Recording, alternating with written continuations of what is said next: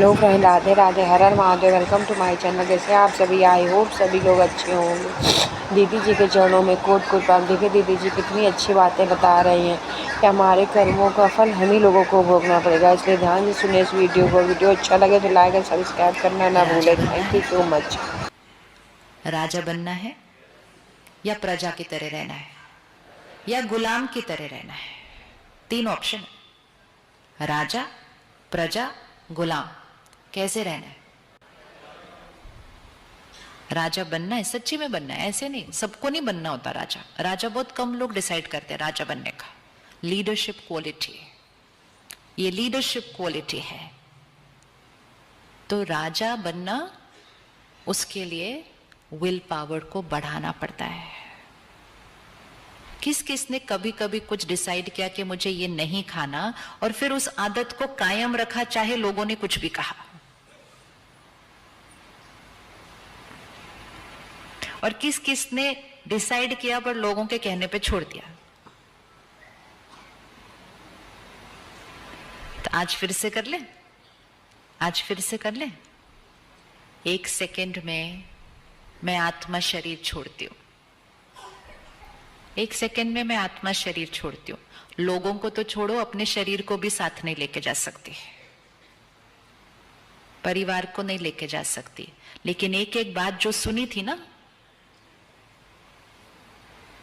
जिन्होंने बोली वो साथ नहीं जाते, जिनके बारे में सुनी वो साथ नहीं जाते, लेकिन जो सुना था वो यहां छप जाता है और आत्मा अपने साथ लेकर जाती है वो इम्प्रिंट।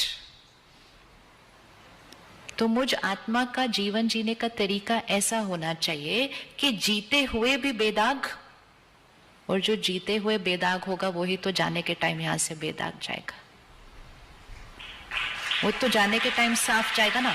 और जो जाने के टाइम साफ जाएगा, लाइट जाएगा, प्योर जाएगा, वो नेक्स्ट शरीर में प्रवेश करेगा। कुछ महीनों बाद एक बच्चा पैदा होगा। पंडित जी कहेंगे क्या भाग्य लेकर आया ये बच्चा। वो भाग्य किस आधार से बना होगा? वो बच्चे के संस्कार। वो संस्कार कहां बन रहे हैं? अभी लोगों को खुश करना, और खुश करने के लिए गलत कर्म करना। तो जब हमारे कर्मों का भाग्य हमारे सामने आएगा ना, लोग हमारे कर्म का भाग्य झेलने के लिए साथ में नहीं आएंगे। मेरा शरीर जब बीमार होगा, मेरे आसपास सारे बैठ सकते हैं, मेरी सेवा कर सकते हैं, लेकिन मेरी भोगना कोई नहीं भोग सकता, वो मुझे अकेले भोगनी पड़ती है। उस टाइम आप उनको बोलेंगे आपकी खुशी के लिए मैंने वो सारा कुछ किया था। तो आज से मुझे क्या बनना है? राजा। राजा, यस। तो वो ही खाएंगे जो हेल्दी है। ये प्रायोरिटीज है। प्रायोरिटीज को सेट करते जाएं कि वो खाएंगे जो हेल्दी है, वो बोलेंगे जो दूसरे के लिए एक दुआ है। कमजोरी सिर्फ सुननी नहीं है, कमजोरियां बोलनी नहीं है। सिर्फ औरों को नहीं, उनको भी नहीं बोलनी। तुम हो ही ऐसे, आप हो ही ऐसे, आपसे तो कुछ होता ही नहीं है। हमारा एक एक शब्द सिद्ध होने लगता है। शब्द वो बोले जो आप चाहते हैं कि सामने वाले का भाग्य बन जाए। क्या हमारे शब्दों से किसी का भाग्य बदल सकता है? क्या हमारे शब्दों से किसी का भाग्य बदल सकता है? ये है power of the inner world. तो आज से हम अपने कर्म इंद्रियों पर राजा हैं। आज से कोई आकर अगर किसी की कमजोरी सुनाएगा तो 3-4 बार हमें बोलना पड़ेगा कि मैंने प्रतिज्ञा की है कि मैंने किसी की कमजोरी नहीं सुननी है। कुछ और बात है करते हैं, नहीं तो अपने अपने काम पर चलते। Simple. Why are we wasting our time and energy? हमें आदत पड़ गई है ऐसे बैठ के बातें करते रहने की। कॉन्वर्सेशन। कुछ दिन पहले की मुरली में एक बहुत ब्यूटीफुल लाइन थी, बोल चाल का रस और अंतर्मुखता का रस इसमें दिन और रात का फर्क है।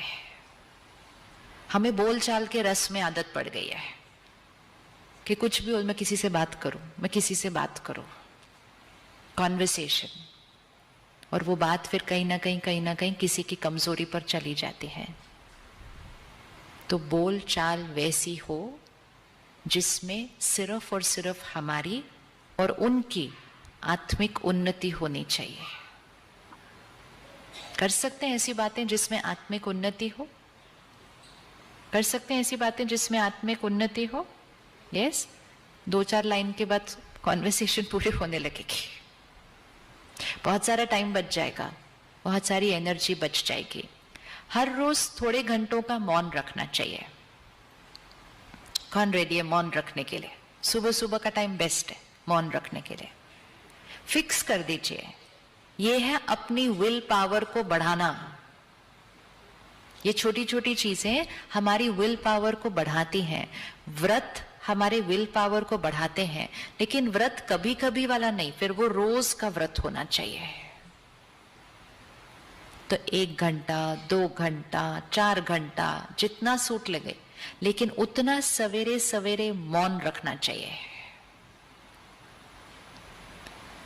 मौन रखने से हमारा अपने मुख के ऊपर क्या आ जाएगा?